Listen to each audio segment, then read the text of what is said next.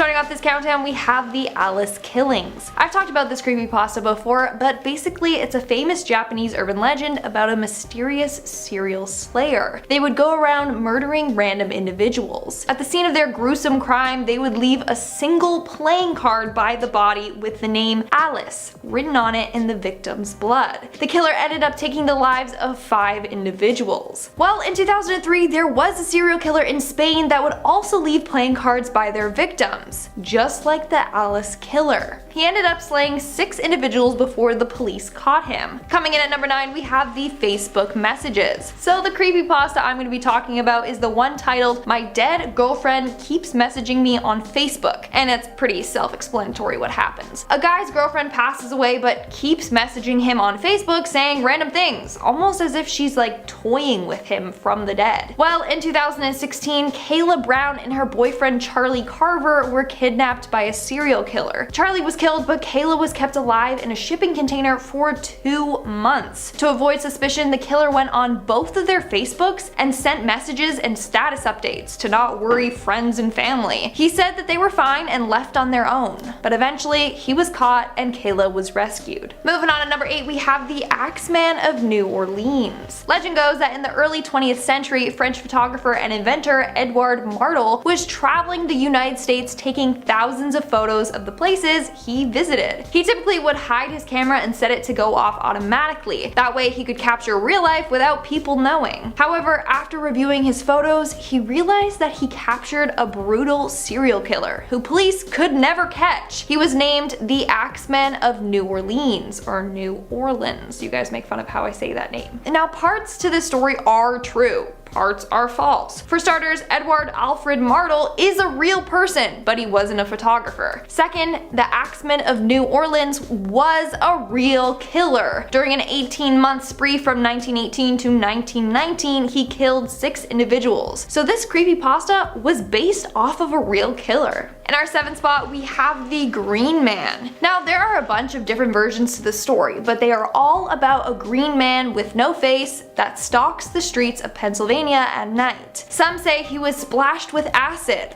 Others say he was struck by lightning. Whatever happened to him, it turned his skin green and melted his face. They called him Charlie No Face, or the Green Man. As scary as it sounds, this story is completely true, but it's a really sad one. So Charlie No Face was indeed a real person. His name was Raymond Robinson. When he was a child, he was badly injured by an electrical accident that caused his face to appear disfigured. As a result, he was fearful of going out during the day, so at night, that's when he would go out and he would go for walks. He was completely harmless, but people who encountered him would be immediately frightened by his appearance. Making our way down the list at number 6, we have Capgras Delusion. The creepypasta Capgras Delusion is about a woman named Harriet Starling Malcolm. She ends up developing Capgras Delusion as a result of a brain aneurysm and starts to believe her younger brother is an imposter. He's been replaced by someone that looks like him, but it isn't him. When Harriet passes away, her husband develops this disorder as well and ends up killing the brother. Capgras Delusion is a real psychological condition. Those that suffer from it believe that people around them have been replaced by exact copies. Those with dementia or schizophrenia may also suffer from this delusion. We're now at our 5th and halfway mark with Barbie AVI. Barbie AVI is a pretty famous urban legend. It surrounds someone finding a mysterious video titled Barbie AVI. The video is very fuzzy and the sound is distorted, but it features a blonde woman getting interviewed. In the urban legend, the narrator recognizes where the video was filmed and ends up going to the place. They end up in an old abandoned building where they hear weird moans and whimpers coming from a room. They flee in a panic. Now, the backstory to this video is not real, but the creepy video itself certainly is. Over the years, a lot of people tried to figure out what the video was about. At one point in the video, the girl raises her arm and it's revealed that it's completely amputated. Some people think that the video was about BIID, body integrity identity disorder, and that the woman cut off her arm because she didn't find it to be beautiful. Eventually, it was revealed that her name is Tammy. When she was younger, she was washing clothes with an old school washing machine with no safety features. While the machine was operating, she stuck her arm in to push a sheet in more, and it ended up trapping her arm and twisting it until it ripped off. The video we see is when she's older and is trying to get a job at a modeling company, and it's her interview.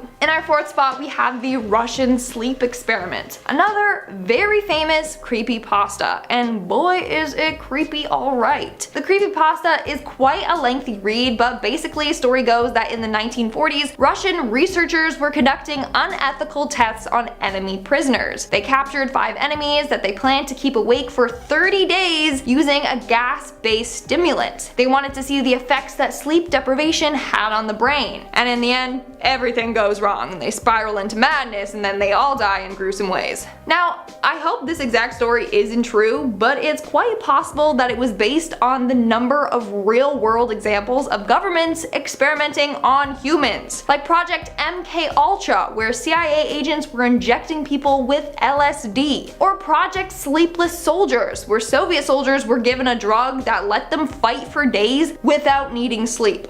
Moving on to number 3, we have Laughing Jack. Laughing Jack is a legend about a clown-type creature that likes to befriend children and then get them to commit dark deeds, or he even will harm them. He usually slices them open and replaces their organs with candy. Well, in 2015, a 12-year-old girl stabbed and killed her stepmom after Laughing Jack told her to do so. The girl claimed that she heard voices months before the stabbing occurred. She even begged her father for help, but Laughing Jack got to her. These creepypastas may not be real, but this just shows how real their influence is. Coming in at number 2, we have Slender Man. This dude went from being a Photoshop photo to a creepypasta and then a film star. His influence is huge, and I'm sure all of you know all about Mr. Slendy. Clearly he's fake, but his influence is so real. In 2014, an Ohio woman was stabbed several times by her 13-year-old daughter, who claimed that Slender Man told her to do it. The woman claimed that she came home one night from work to her daughter standing in the kitchen wearing a white mask. She had her hood up and her hands were covered by her sleeves. She then was attacked by her own daughter. She had cuts on her neck and face and was stabbed in the back. All because of Slender Man. And in the number 1 spot, we have Walking Sam. Walking Sam is said to be a shadow demon that convinces people to commit suicide. It's said to live in the woods at the Pine Ridge Reservation in South Dakota. It appears as a thin, tall creature wearing a black top hat. It wears the souls of its victims dangling down from its arms. Here's the thing. In 2015, there was a huge amount of suicides in the area where Walking Sam is said to live. From 2014 to 2015, there was 103 suicides. Some say the number could be higher. One local said that there was more than 200 suicides in only 3 months. That's incredibly freaky. Maybe Walking Sam is real. Starting off at number 10 now, we have the Slender Man stabbings. This is perhaps the most famous one on our whole list.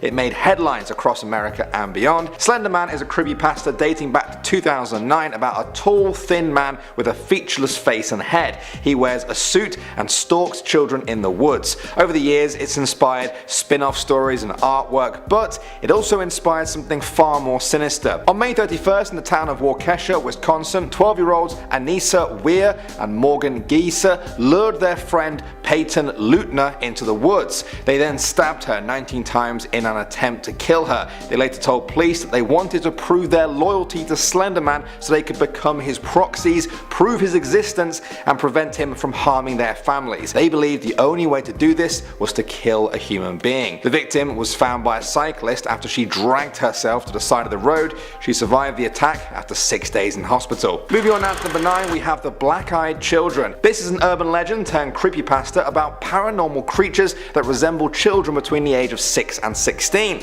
They have pale skin and black eyes, and they lure people in by posing as hitchhikers or panhandlers. The origin came from Texas reporter Brian Bethel, who first described an encounter with 2 black-eyed children in Texas in 1996. Since then, it became nothing more than an urban legend or even just a creepypasta. In 2014 though, things seemed to step up a level when a paper in the UK ran stories about alleged sightings of black-eyed children. They They revolved around sightings near a haunted pub in Staffordshire. Moving on out to number 8, we have Laughing Jack. In 2015, a 12-year-old girl allegedly killed her stepmother because Laughing Jack told her to do so. Laughing Jack is a creepypasta that I've talked about before on this channel. He's a sort of supernatural clown who appears as an imaginary friend to his victims. The games turn south when he guts people alive and often replaces their disemboweled organs with candy. Now, this unnamed 12-year-old girl claimed that Laughing Jack told her to kill her stepmother. Doctors diagnosed the girl from Indiana as suffering from PTSD and dissociative disorder.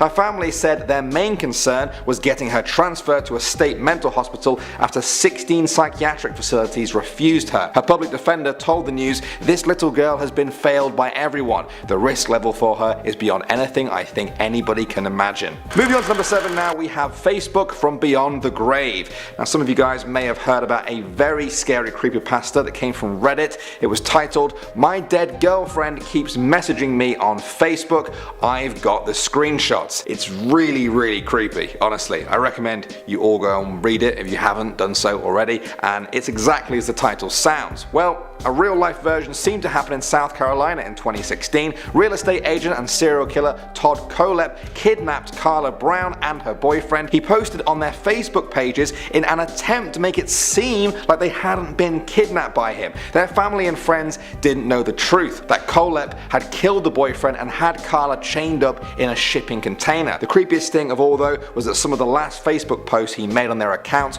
were lyrics from Hotel California by the Eagles. They went, "Last thing I remember, I was running for the door. I had to find a passage back to the place I was before. Relax," said the Nightman. "We are programmed to receive. You can check out anytime you like, but you can never leave." Alright now guys, moving on to number 6, we have Slenderman 2. That's the name I'm giving to this second Slenderman inspired story in our video. In 2014, there was a story about a mother from Ohio who was stabbed by her 13-year-old daughter in the kitchen of their family home. She claimed her daughter assaulted her after she became obsessed with Slenderman. She told her local news station, "I came home one night from work and she was in the kitchen waiting for me and she was wearing a mask, a white mask." The mother suffered multiple injuries, including a puncture wound on her back. She also said her daughter was someone else during that attack. Moving on now to number 5, we have Cannock Chase. That's the name of the small town in Staffordshire, England, where this story takes place. It's also the same one where the black-eyed children were sighted that I talked about earlier in the video.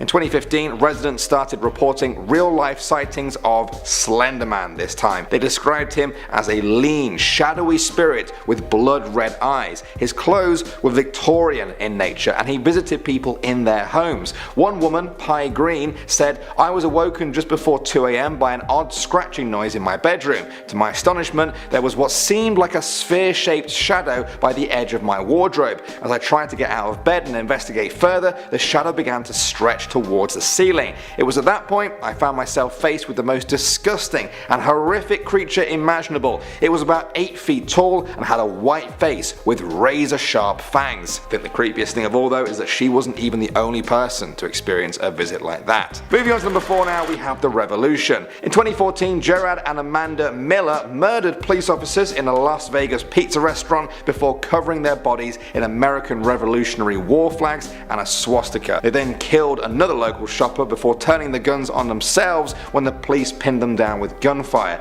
Neighbors said that Miller also donned the costume of Slenderman when he walked around his apartment complex. He used to go around talking about murdering cops, killing as many as they could before they did away with themselves. Moving on now to number 3, we have Walking Sam. This is a creepy story that is said to trace its origins to the Lakota tribe of South Dakota. They believe that Walking Sam is a suicide spirit, a 7-foot tall man, lean with long arms and gaunt eyes but no mouth or nose. They say he drives his victims to hang themselves. Between December 2014 and May 2015, at least 103 people attempted to kill themselves at Pine Ridge Indian Reservation. 9 adolescents did end up killing themselves. The tribal police reportedly removed 4 nooses from nearby trees, with some people claiming that they were actually brought there. Is this all a sick joke? Is it just a morbidly popular suicide spot? Or is there a link that people aren't quite seeing here?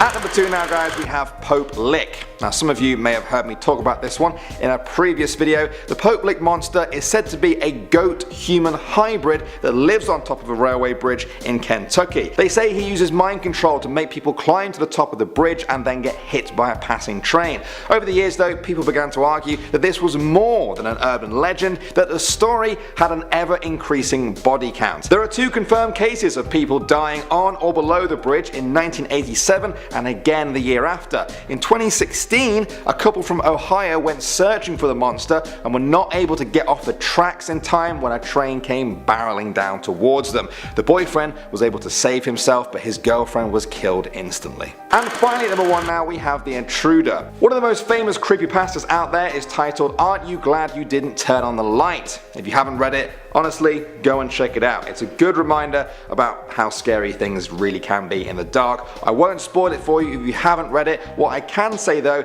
is something quite similar to the story happened in real life. In 2014, a 16-year-old girl from Cheshire in England said she received a text from an unknown number that simply said, "I'm watching you."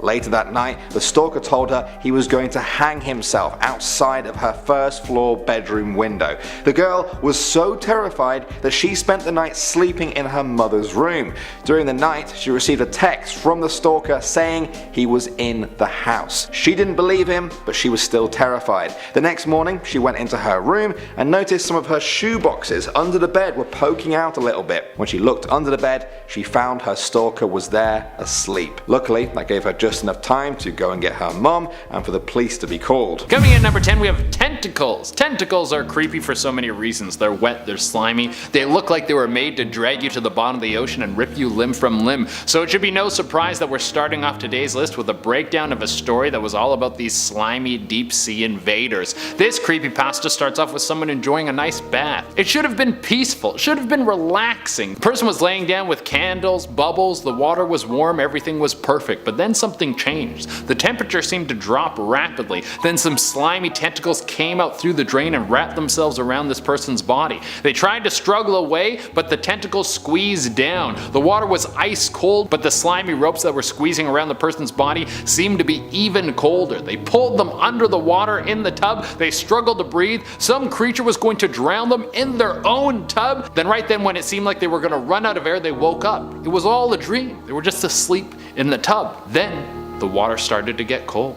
And right before we go any further, I want to remind you that you can like, comment, subscribe, and hit the little notification bell, and stick around until the end of this list for some bloopers, and let me give a huge shout out to our sponsor. Are you into battle royales? Do you like gaming on your phone? Do you like cute, fluffy animals? Well, do I have the perfect game for you. Zuba is one of the newest and best battle royales on the market. It's a zoo-themed battle royale where you have 45 players duke it out to be the king of the jungle. I think you guys will really like this game, so make sure you download it using the link below and you'll get some bonuses to get you started. The thing that sets this battle royale apart from many of the others is that it's pretty much a hero shooter. You have nearly 20 characters and each one of them has a specific passive and active ability that not only matches with their animal type and personality, but also can help each player find a unique playstyle to become the champion of this battle royale. You have Duke the Lion, who has a roar that can stun enemies, and he also gains a speed boost after he's been hit by an attack.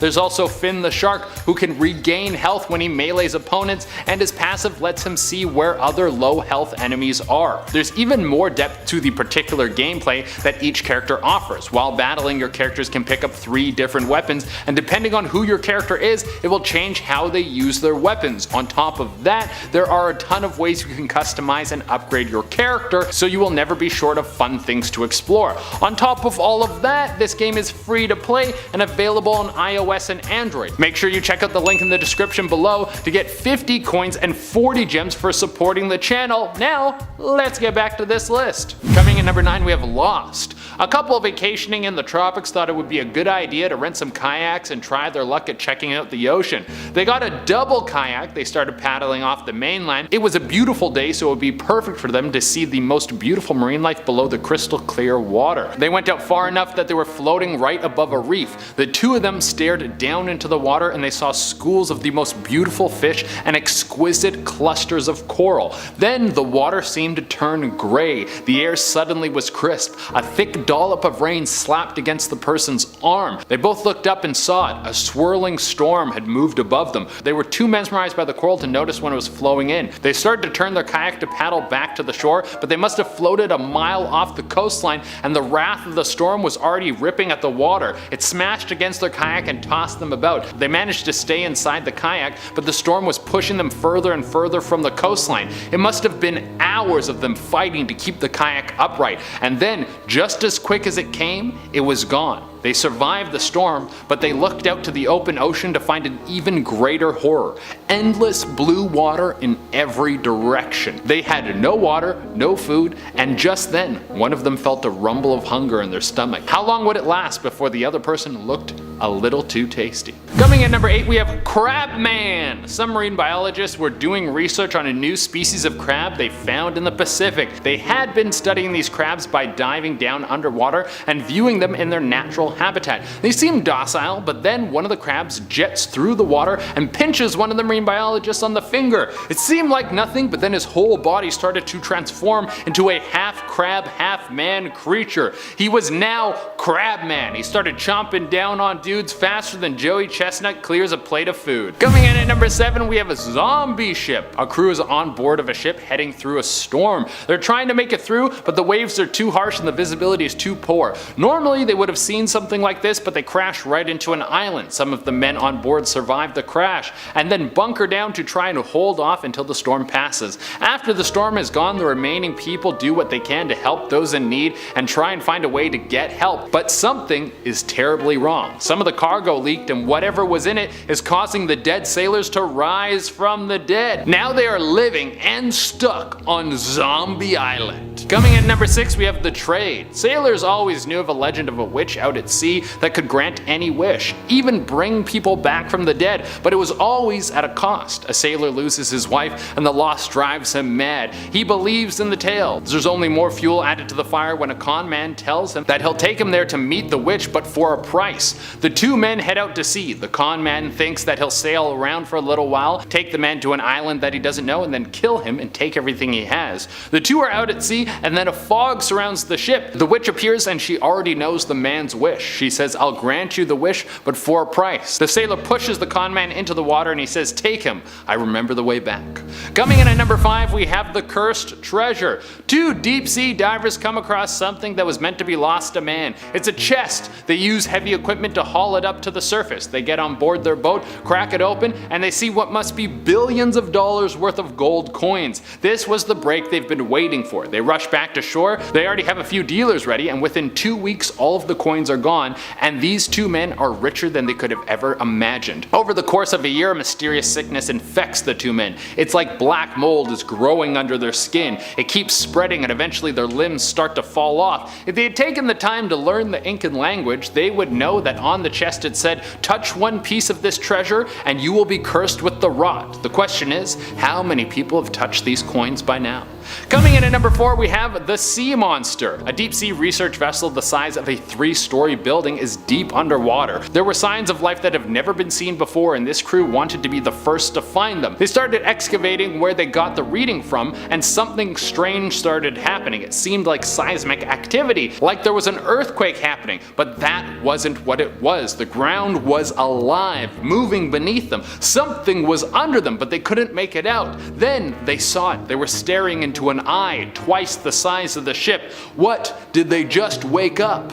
Coming in at number 3, we have sharks. A boy and his father are at the aquarium on a rainy day. It's a beautiful sight. So much marine life to learn about. They learn about how morays have a second mouth inside of their first mouth. They learn about how the lionfish is extremely poisonous and that bull sharks can go in fresh and salt water. The two of them are having so much fun that they barely notice the first puddles starting to form on the ground.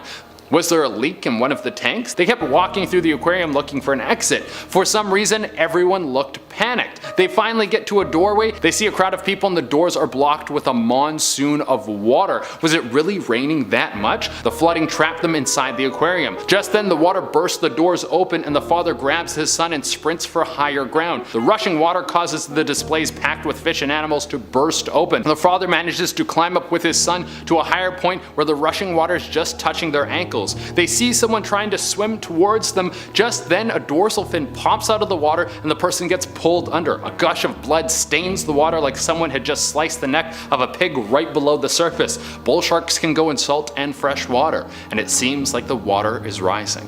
Coming in at number 2, we have the lake. My dad told me never to go out to the lake at night. It's full of hate. He also hated when new people moved around the lake because they were normally young and didn't respect the land. Whenever they did, he would always do a little something to make sure that they left. One summer on the lake, a very annoying family moved in. They were loud, they left trash everywhere, and worst of all, when my dad asked them to be more respectful, they were rude to him. So I thought this time I should take care of getting rid of these people myself. My plan was to go out at night and prank them. This was a foolproof plan. A few scary noises played off of my portable speaker and they would be freaked out for sure. That night I waited for my dad to fall asleep and headed over, but when I got there, it wasn't what I expected. It was a horror show. There was blood everywhere, like someone had just hacked the place to pieces. Then I heard the sound of my dad's boat taking off from the dock. All I saw on the boat was garbage bags stuffed full and cinder blocks. This is what he meant by the lake was full of hate.